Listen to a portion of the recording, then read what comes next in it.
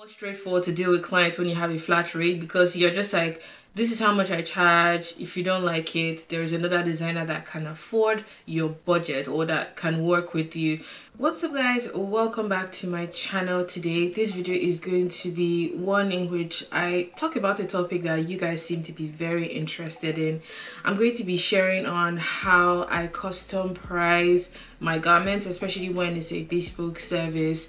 So there are three main ways that I do this. The first way is I sort of do it on case basis, so depending on the client, depending on their need, or I go with a more competitive pricing, which is something that you can do around special times of the year, so like Valentine's, Christmas, or wedding season. And then the third strategy is to have a flat rate. So if you want to hear more details about these methods of pricing, make sure to keep on watching. If you haven't subscribed to the channel already, joining the DIY fam is as easy as clicking that subscribe button and turning on that notification bell as well, so you're notified whenever I have new videos on the channel every week. What do you guys think about my new hair? Let's come up with a name. George says I look like someone that would be called Paula. I don't know if it's because it seems very sassy or chic, but this is sort of my holiday hair because my birthday is coming up and I want to do something special. So enough rambling, enough faffing, let's get straight into this video.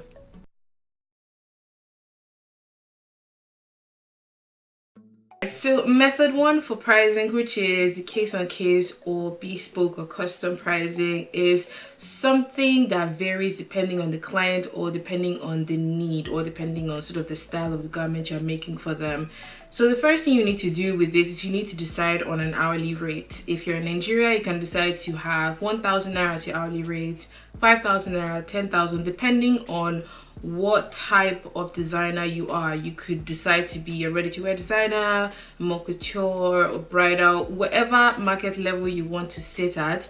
You need to decide on an hourly rate that works with that. So if you don't know where to start on hourly rates, what you can do is you can research to see what kind of prices designers in your market level are charging. So if you want to be more of a bridal designer, you can find out what other bridal designers are already established or sort of upcoming, what they are pricing their garments as. So that gives you an idea of where you can start for your hourly rate or the cost of your garment. So let me use myself as an example. Say I decide to work with 20 pounds an hour for my hourly rate, and a client comes and she wants to make an evening dress. I know evening dresses take me 6 to 8 hours to make. So you're going to multiply your hourly rate by the number of hours it's going to take you to make that garment. You will add the cost of the zip, the buttons, the lining, the interfacing, any other garment hardware that you need to make that garment. If you're going to be taking the bus, taking the train, all of those expenses, you add it as well. The final thing you will add is your VAT or your tax, depending on what country you're on. In the UK, it's about 20% of the profit you are getting from that client, or whatever money you're charging from that client. 20% of that you have to pay as VAT if you're a freelancer, so you add that in there as well. So you have your hourly rate times the number of hours it takes you to make the garment. You have your garment hardware, you have travel expenses, you have your VAT. That will give you the custom price to make a bespoke garment for a client. So if it's a more simpler dress, you know you will need less hours to make that dress. If it's more complicated, you know you need more hours, so it doesn't feel like you are overcharging certain people. And when someone comes to you with a difficult style, you just make the person understand that this is going to take me time, but if you want it to come out well, you explain all of these processes so the client knows exactly what you're getting into with you. It helps to have an agreement contract. Make the client sign that, so you guys agree on that price, and 2 months from today the client cannot come back and say, oh, I don't know, I've changed my mind. Once that's been signed, they cannot go back on you and you are protected as a freelancer.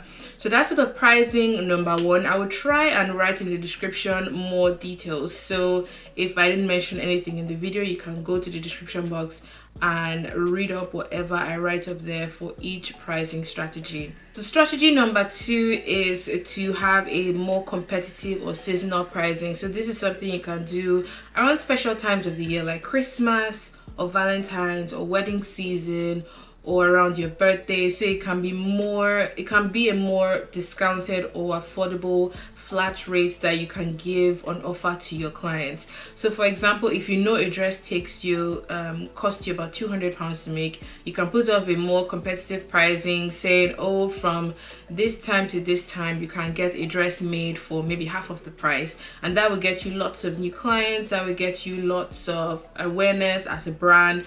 But just know that competitive pricing will not always make you profit, but it will get you cash flow, it will get you new clients, and it will just, you know, create brand awareness for you if you're a new designer. So it's something to consider if you are new and you're trying to break into the market, or you just want to create buzz around your brand around a specific time of the year. Is something that you could consider doing. For strategy number 3, I would say is a flat rate. So you can just decide on a flat rate for different types of garments. So you can decide blazers would be 150, dresses would be 200, skirts would be 50. So you have a price list that you can give to your clients when they make inquiries about custom garments. This is a lot less how would I say it? It's a bit more straightforward to deal with clients when you have a flat rate, because you're just like, this is how much I charge. If you don't like it, there is another designer that can afford your budget or that can work with you.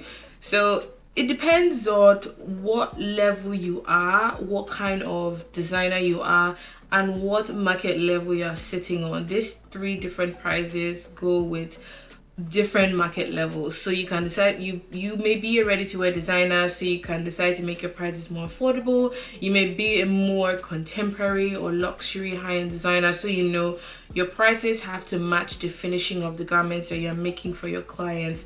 So all of these factors you need to consider before you go ahead with your pricing strategy. You always don't have to stick to one. You can decide to have the competitive type around Christmas just to boost up cash flow, or you can decide to have a flat rate for only blazers, and everything else can be sort of bespoke or custom pricing based on the client's needs. It really varies and it's really up to you, but these are sort of the 3 methods I use. If you guys know any other way that you can price garments, make sure to share it in the comment section down below. I'm always open to learning and sharing, and I think it's the best way to grow as a designer or a creative. I hope you guys enjoyed watching this video all the same. If you did, make sure to give it a thumbs up. Comment all of your thoughts, ideas, and suggestions down below. I feel like I missed some points in this video, so I would write up a really juicy description for you guys. So if there's anything I missed, I'll make sure to share it there. But if you haven't subscribed to the channel already, make sure to subscribe, join the DIY fam, and I will see you guys in my next video. Bye.